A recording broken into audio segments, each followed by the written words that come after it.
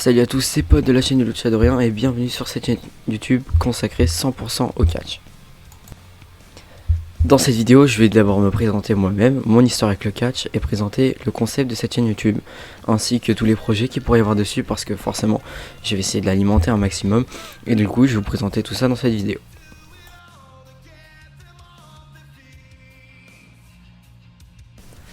On est donc parti pour que je vous raconte un petit peu le contexte et mon histoire avec le catch. Donc aujourd'hui j'ai 16 ans et ça fait maintenant 7 ans que je suis un fou malade passionné de catch. Donc tout a commencé lorsque j'ai eu une blessure au genou quand j'avais 9 ans. J'étais déjà fan de beaucoup de sports en général, mais le catch non, ça m'intéressait pas. Puis j'étais blessé donc je pouvais rien faire, je pouvais regarder que la télé pendant un an sans sport et tout. Donc pour un enfant de 9 ans c'est plutôt compliqué. Un jour je traînais sur la télé, j'ai été sur AB1 en replay, puis je vois un truc nommé WWE Main Event. Alors bah je clique dessus, et là le déclic, j'ai commencé à suivre le catch, donc sur AB1 avec Philippe Chiro et Christophe Azus, qui ont bien sûr m'ont fait grandir plus tard, même si maintenant je regarde tous les shows en VO. A partir de là, je n'ai raté plus aucun show. J'ai commencé à vraiment être assidu, à m'intéresser aux règles, à regarder les pay-per-view aussi, ça s'est arrivé un peu plus tard. Et donc c'est comme ça que je suis complètement tombé dans le catch.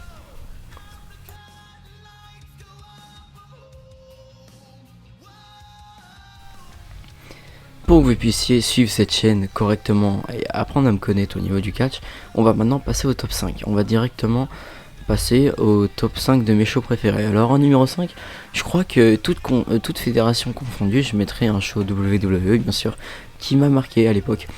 C'était WWE Hell in a Cell 2015, là où Bray Wyatt et les Wyatt, donc Harper, Rowan et Strowman, capturent Kane et l'Undertaker. À l'époque j'avais pas pu voir le show parce que je regardais pas les pay-per-view, mais je sais que quand j'avais rien que de voir les résumés en lançant SmackDown le vendredi d'après, ça m'avait beaucoup choqué. En top 4, AEW Forbidden Door 2022, cette année, il était vraiment incroyable. Un banger, j'ai pas grand chose à dire là-dessus, mais franchement c'était un super show. Après, en numéro 3, le 16e anniversaire de la Ring of Honor. C'est là que j'ai découvert des catcheurs comme Cody Rhodes, Kenny Omega, Hangman Page, les Young Bucks et plein d'autres catcheurs qu'on connaît maintenant, comme Damian Priest qui à l'époque catchait pour la Ring of Honor. En top 2, WrestleMania 32 qui franchement reste une référence pour moi. Et en top 1, WrestleMania 38 avec l'arrivée de Cody à la WWE qui m'a fait complètement péter un câble dans mon lit en me réveillant le matin. Maintenant, au niveau de mes catcheurs préférés, ça peut être des choix très surprenants. Alors, mon top 1, c'est Orange Cassidy. C'est mon catcheur préféré alors qu'il a jamais gagné de titre à la WWE ou quoi. J'adore juste sa gimmick. Il est vraiment incroyable. Après, je suis plus dans le style voltigeur, du style Ricochet, Johnny Gargano et tout. C'est des combattants très différents mais que j'aime beaucoup. Ma légende préférée, c'est Jeff Hardy et John Cena, bien sûr. Et l'un des catcheurs que je déteste le plus, c'est Roman Reigns. Je peux plus le voir, même si bon, on peut pas nier son talent. Je vais me prendre beaucoup dans les commentaires, c'est gentil avec moi, mais j'aime pas du tout Roman Reigns, je sais pas pourquoi. Je l'ai jamais vraiment aimé, et voilà donc à peu près mes goûts au niveau de mes goûts de catcheur.